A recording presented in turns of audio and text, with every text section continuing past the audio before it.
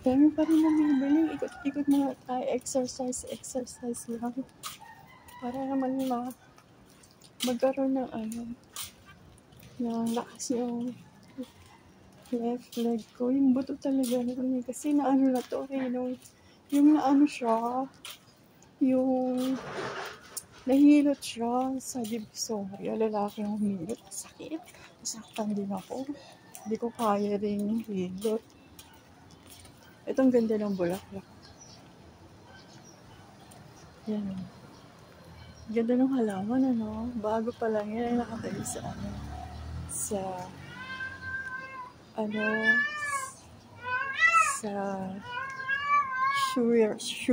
Shurak yan, di ba? Yung ganyan kataas, Shurak.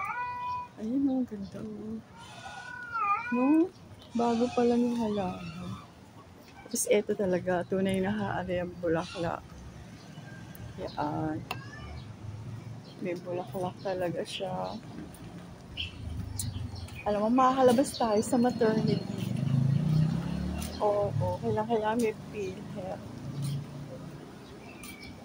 Papakita ko sa inyo yung PhilHealth.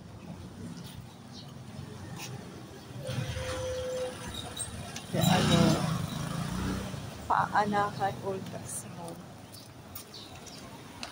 Dito na tayo sa Pampanga, malapit na nga tayo sa Pero hindi dinaanan natin kanina. Pagka nakakaya tayo doon.